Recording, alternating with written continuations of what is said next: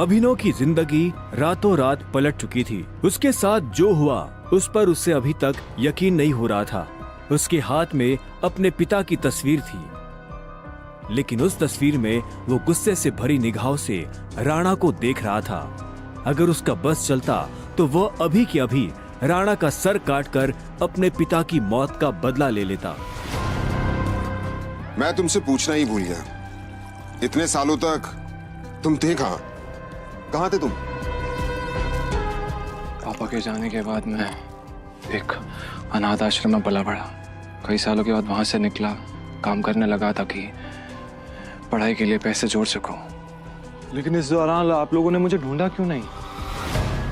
Tiger, ऐसा नहीं है कि मैंने तुम्हें ढूंढने की कोशिश नहीं की।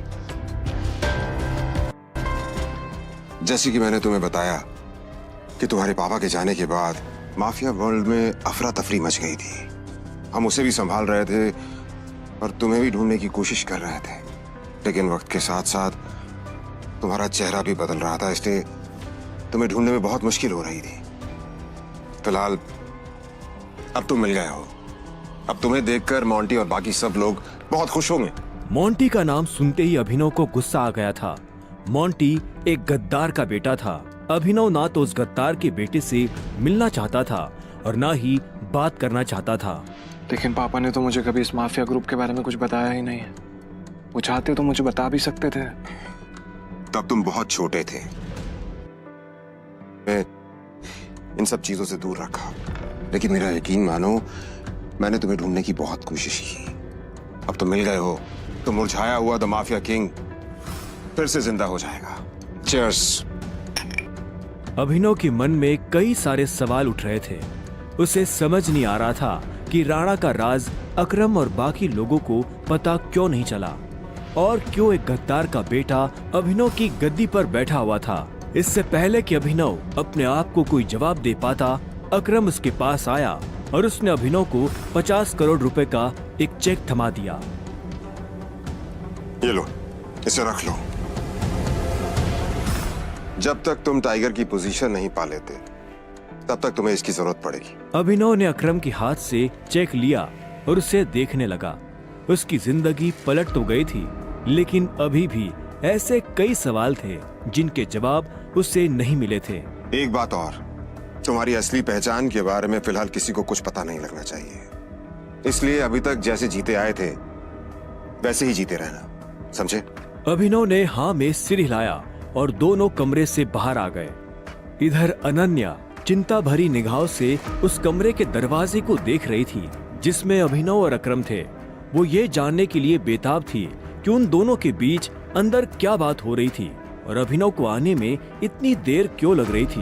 लगता है आज अभिनव अपनी दवा चखेगा। ऐसे कितने दुख की बात है ना, शादी के बाद बेचारा ऐश करने से पहले ही मर जाएगा। ये सुन अनन्या को झटका लगा। वो जानती थी कि अकरम के लिए किसी को मारना कोई बड़ी बात नहीं थी। अकरम सर जैसे गटर के चूहों को बर्दाश्त नहीं करते हैं, साफ कर देते हैं। देखना ये भी नहीं बचेगा। इसे कहते हैं शादी करके मर गया, वो बात सच हो जाएगी ये। अनन्या को ये सुनकर बुरा लगा। कोई इंसान किसी दूसरे इंसान की मौत पर खुश कैसे हो सकता था? प्लीज एटलीस्ट उसके बारे में इस तरह से बात तो मत करो। तो कैसी बातें करें? जिसके जैसे लक्षण होते हैं ना, उसके बारे में वैसी ही बातें होंगी।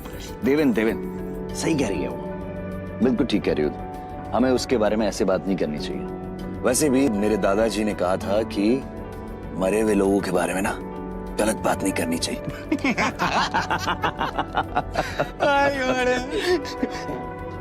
इससे पहले कि अनन्या कुछ कहती, अकरम अभिनव को लेकर बाहर आ रहा था। अभिनव के बदन पर एक छोटी सी खरोंच भी नजर नहीं आ रही थी। जब देवेन और सनी ने ये देखा तो उनका मुंह हैरानी के मारे खुला का खुला रह गया। इसे देखकर तो लग ही नहीं रहा है कि अकरम सर ने इसे हाथ भी लगाया है। वैसे जितनी देर तक ये दोनों कमरे के अंदर थे, अब तक तो इसकी नाक टूटी हुई होनी चाहिए थी, पर ये तो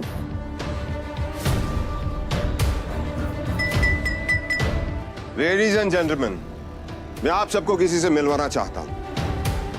ये अभिनव, मेरे सबसे पुराने ड्राइवर का बेटा। मेरे लिए बहुत अजीज है ये। अकरम ने जैसे ही अभिनव का सबसे परिचय करवाया तो देवेन और सनी खुश हो गए, लेकिन अनन्या को ये सुनकर झटका लगा। Enjoy the party please. इतने में अकरम ने कहा और अभिनव को अकेला छोड़ बाकी लोगों से मिलने के लिए निकल गया। देवेन और सनी को अभी तक समझ नहीं आ रहा था कि अकरम अभिनव को इतना भाव क्यों दे रहा था। अभिनव को इस बात से कोई लेना देना नहीं था कि सनी और देवेन उसके बारे में क्या सोच रहे थे। उसकी आंखों के सामने बस रह रहकर अपने पिता की शक्ल आ रही थी। उसे वो रात याद आ रही थी जिस रात को राणा ने संजय को गोली मारी थी। अभिनव को ये भी याद आया कि उसे खुद भी गोली लगी थी, लेकिन उसकी किस्मत अच्छी होने की वजह से वो बच गया था।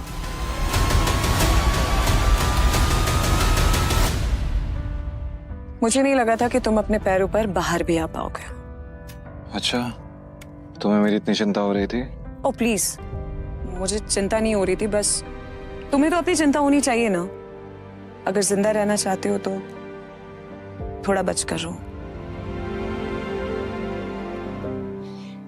अकरम सर ने तेरे अंदर क्या बात की बता। उन्होंने मुझसे कहा कि अगर देवेन जैसा कहता तुझसे सवाल पूछे तो उसे जवाब मत देना। रामखोर। देवेन ने उसे गाली दी, लेकिन अभिनव पर उसका कोई असर नहीं हुआ। उसके दिमाग में इस वक्त पहले से ही कई जरूरी चीजें घूम रही थी। इसके बाद पूरी पार्टी के दौरान अनन्या ने अभिनव से कोई बात नहीं की। मेरा घर यहाँ से पास में है, वहीं ले लो। तुमने सोच भी कैसे लिया कि मैं तुम्हारे साथ तुम्हारे घर आ रही हूँ? तुम्हारी हालत ऐसी है तो पता नहीं तुम्हारी घर की हालत कैसी होगी। तुम मेरी पत्नी हो, मेरे साथ नहीं रहोगी तो किसके साथ रहोगी? सुनो, अपनी ये 2 कौड़ी का लॉजिक ना अपनी जेब में रखो। पहले तुम मुझे ये बताओ, तुम मेरे बिस्तर में कैसे आए? ये सवाल तो मैं भी तुमसे पूछना चाहता हूँ। अच्छी बात है, लेकिन मैं तुम्हारे साथ तुम्हारे घर रहने नहीं आ रही हूँ, मैं अपने घर जा रही हूँ, ठीक है? और अगर इन फ्यूचर मजबूरी भी रहे ना तो मैं तुम्हारे साथ तुम्हारे घर में नहीं रहूंगी, तुम मेरे घर रहने आओगे एक नौकर की तरह, समझे? अभिनव ने पहले उसे देखा और फिर अपनी उंगली में पहनी हुई उस अंगूठी को देखने लगा। अगर आज वो अंगूठी नहीं होती तो पता नहीं उसका क्या होता।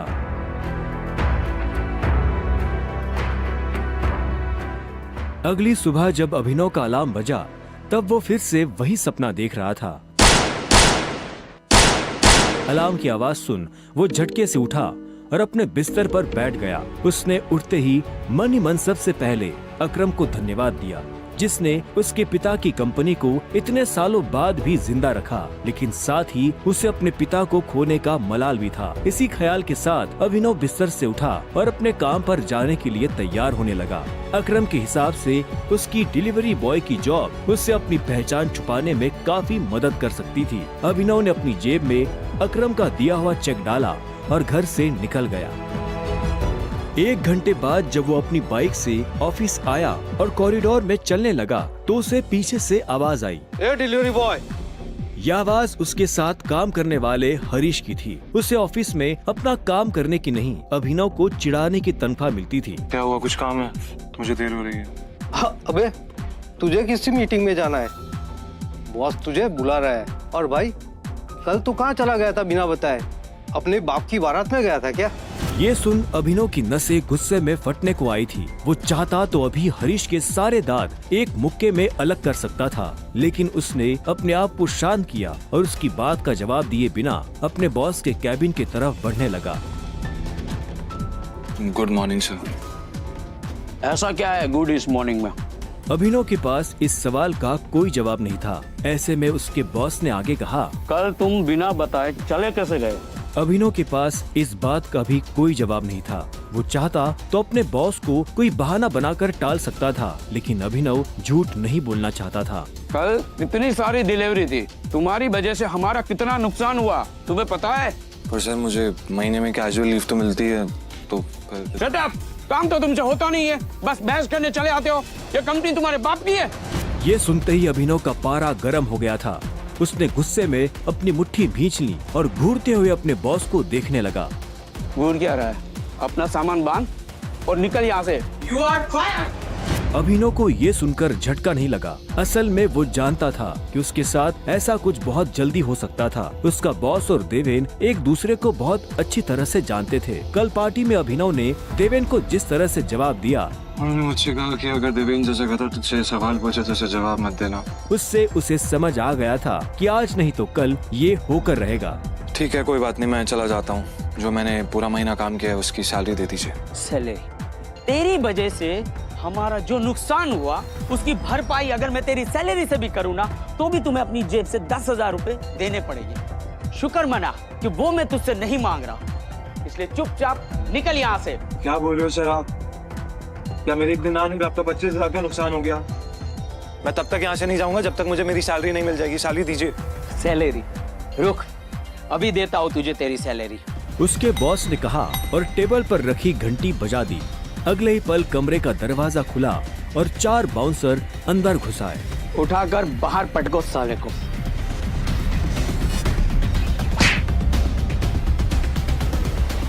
बॉस के मुंह से ये सुनते ही वो चारों अभिनव पर धावा बोलने के लिए टूट पड़े, लेकिन इससे पहले उनमें से कोई अभिनव पर हमला कर पाता, अभिनव ने उन्हें पटकनी दे दी थी। उसने किसी का हाथ तोड़ा तो किसी का पाँव, किसी के पेट में मुक्का मारा तो किसी के पेट पर लात। देखते ही देखते बॉस के सारे आदमी ढेर हो गए थे। बॉस ये देख भौचक्का रह गया था। अभिनव अब सीधा बॉस के पास आया और उसकी गर्दन पकड़कर बोला, सैलरी। बॉस ने घबराहट में अपने ड्रॉर से कैश निकाला और कांपते हाथों से अभिनव को थमा दिया। अभिनव ने कैश देखा और बॉस की गर्दन छोड़ वहाँ से बाहर निकलने लगा। इससे पहले कि वो बाहर आता, उसने बॉस की आंखों में देखा और बोला, और एक बात याद रखना, अगर आज के बाद किसी के बाप पे गया ना तो गर्दन तेरी होगी, पंजा मेरा। ये सुन बॉस के होश उड़ गए थे। उसे पता था कि अभिनव एक गुस्सेल आदमी है, लेकिन उसने कभी उसका गुस्सा देखा नहीं था। इधर अभिनव भी जब ऑफिस से बाहर आया तो उसे एक अनजान नंबर से फोन आया। अभिनव ने फोन उठाया। हेलो, कौन? टाइगर, अकरम। हाँ कहिए। मुझे तुम्हें किसी से मिलवाना है, वो भी हमारे माफिया वर्ल्ड का एक बहुत बड़ा नाम है, और साथ ही साथ तुम्हारे पापा और मेरा जिगरी यार भी, बलराज। मैं चाहता हूं कि बलराज को पता चल जाए कि हमारा टाइगर वापस लौट आया है, इसलिए शाम को साथ में डिनर करेंगे होटल सफायर में। एड्रेस तुम्हें भेज रहा हूं, ठीक है? सी या, बाय। अकरम के मुंह से बलराज का नाम सुनते ही अभिनव के बदन में झुरझुरी सी दौड़ गई थी। उसने बलराज का नाम पहले भी सुना था। इस शहर में बलराज का नाम बच्चा बच्चा जानता था और हर बड़ा आदमी उसके नाम से थर थर कांपता था। ऐसे में अभिनव को भी उससे मिलने में घबराहट हो रही थी। जिस बलराज से वो घबरा रहा था, असल में वो उसी का बॉस होने वाला था। पर क्या वो बलराज का बॉस बन पाएगा? क्या वो अपने पिता के दोस्त को अपना दोस्त बना पाएगा? जानने के लिए सुनते रहिए द रिटर्न ऑफ टाइगर, सिर्फ पॉकेट एफएम ऐप पर।